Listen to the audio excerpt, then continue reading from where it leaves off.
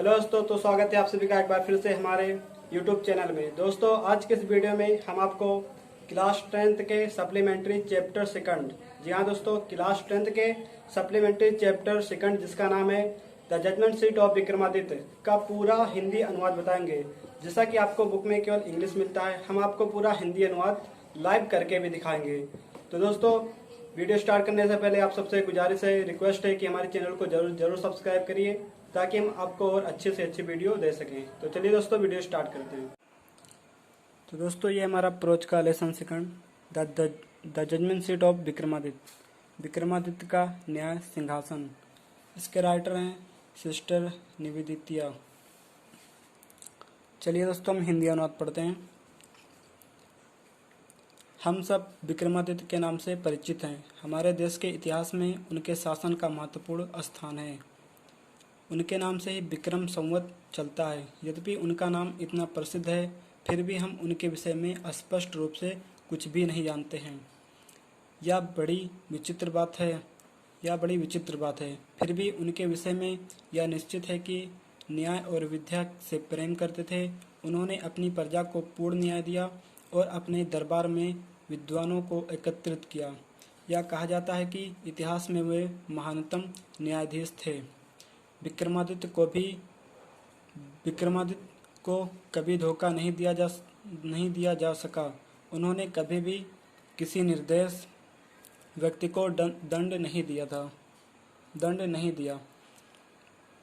अपराधी कांपते थे जब वे उनके सामने आते थे, क्योंकि वे जानते थे कि उनकी आंखें अपराध को एकदम स्पष्ट रूप से देख लेंगी। और जो व्यक्ति उनके सामने कठिन समस्याओं को लेकर आते थे, वे उन समस्याओं के हल करने के तरीके सदैव संतुष्ट हो जाते थे।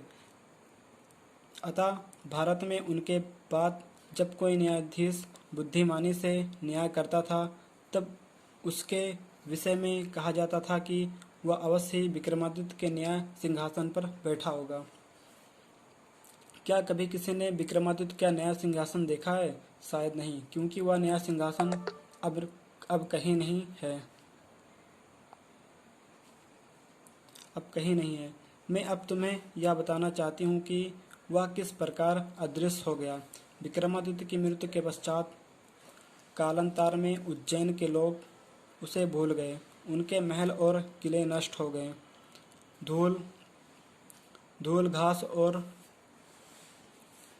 धूल घास और वृक्षों से ढक जाने पर खंडहरों के ढेर पशुओं के चरने के लिए चारगाह बन गए।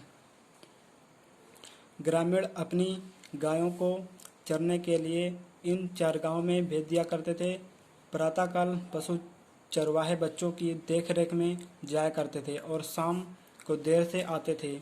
जब उनके वापस आने का समय होता था, तो एक चारवा बच्चा चारगाह के एक कोने से आवाज़ देता था और सभी पशु अपने चरवाहों के साथ एकत्रित हो जाते थे और वे सब एक साथ अपने घरों को चले जाते थे। अगला पैराग्राफ देखते हैं। उज्जैन के आसपास के गांव के चरवाहे बच्चों का जीवन इस प्रकार था।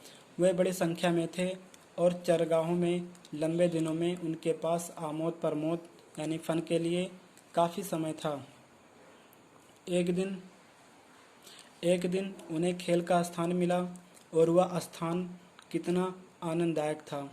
वृक्षों के नीचे की जमीन भद्दी तथा उबड़ खाबड़ थी।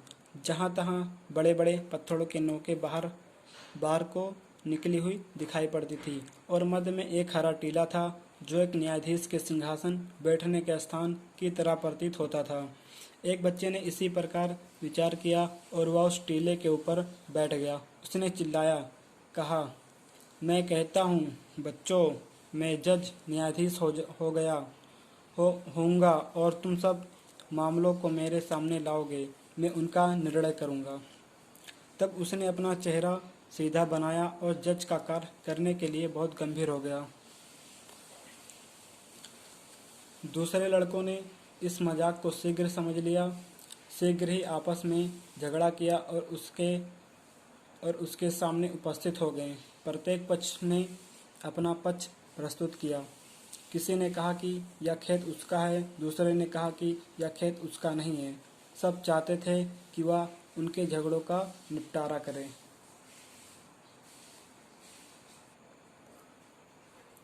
किंतु अब एकदम एक विचित्र बात का अनुभव किया जाने लगा।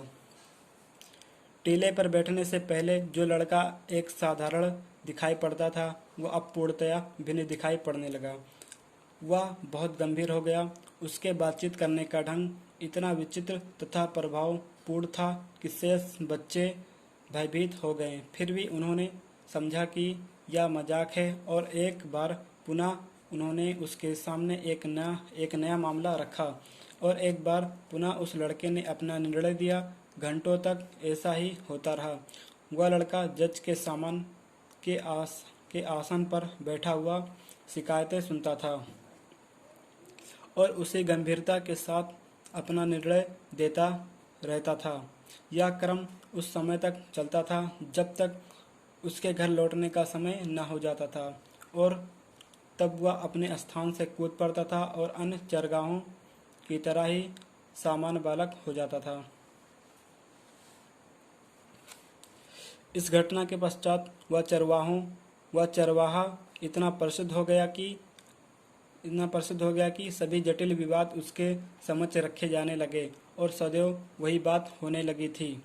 ज्ञान और न्याय की आत्मा उसमें आ जाती थी और वह लोगों को सत्य का दर्शन कराता रहता था। किंतु जब वह अपने बैठने के स्थान से नीचे आ जाता था तो वह अन्य लड़कों की तरह ही दिखाई देता था। धीरे धीरे यह समाचार देहाती क्षेत्र में फैल गया। समस्त गांव के बड़ी आयु के पुरुष और स्त्रियां इस चरवाहे लड़के के दरबार में अपने विवाद को लाया करते थे और सदैव ही उन्हें ऐसा निर्णय मिलता था जिसे दोनों पक्ष समझते थे और वे संतुष्ट होकर चले जाते थे। अब राजा ने जो उज्जैन से काफी दूर रहता था, वह कहानी सुनी। उसने कहा, निश्चय ही वह लड़का विक्रमादित्य के न्याय सिंहासन पर बैठा होगा। राजा का अनुमान ठीक था, क्योंकि चरगाह का निकटवर्ती खंडहर विक्रमादित्य का महल था। उसने विचार किया, यदि टीले पर बैठने मात्र से ही चरवाहे लड़के को बुद्धिमानी और न्याय आ जाता है तो हमें उसे गहरा खुदवाना चाहिए और न्याय सिंहासन प्राप्त करना चाहिए। मैं भी उस न्याय सिंहासन पर बैठूंगा, तब विक्रमादित्य की आत्मा मेरे शरीर में आ जाएगी और मैं सदैव एक न्यायप्रिय राजा रहूंगा।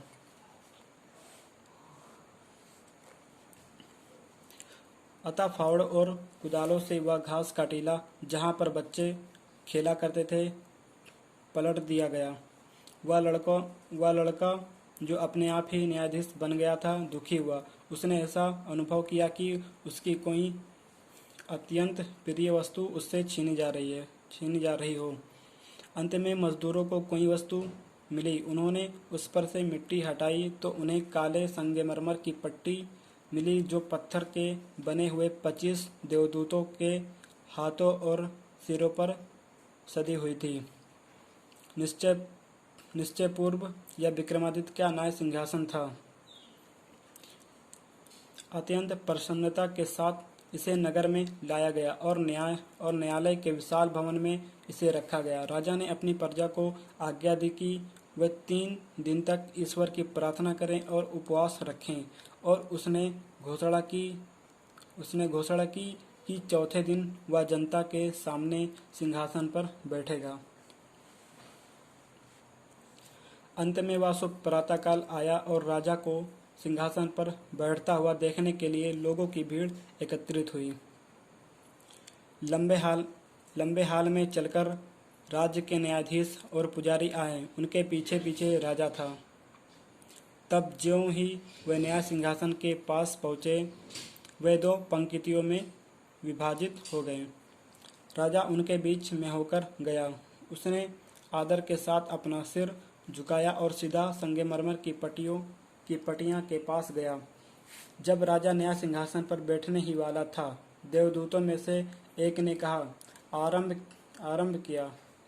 2 देवदूतों में से एक ने कहना आरंभ किया। रुक जाओ, उसने कहा।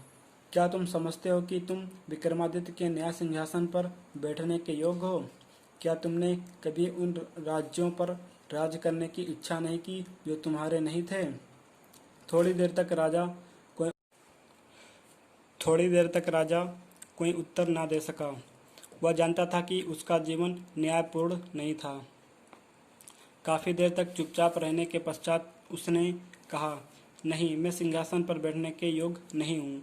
तब उस देवदूत ने कहा, अब जाओ और 3 दिन तक ईश्वर की प्रार्थना करो ताकि तुम अपने आप को शुद्ध कर सको और सिंहासन पर बैठने योग्य हो सको।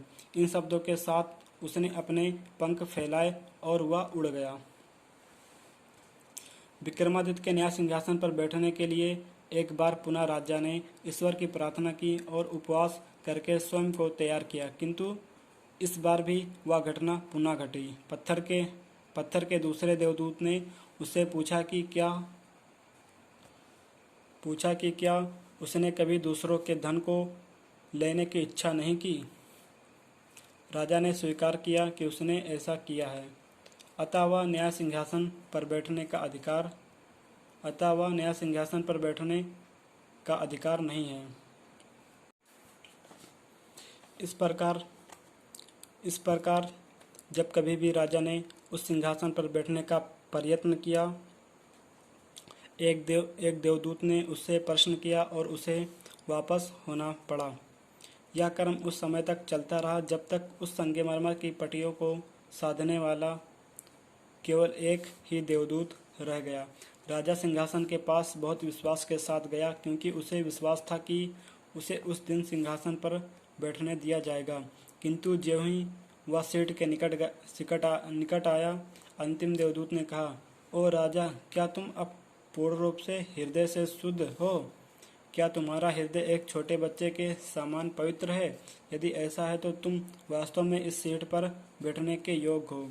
राजा ने बहुत धीरे से कहा, नहीं, मैं योग्य नहीं हूँ।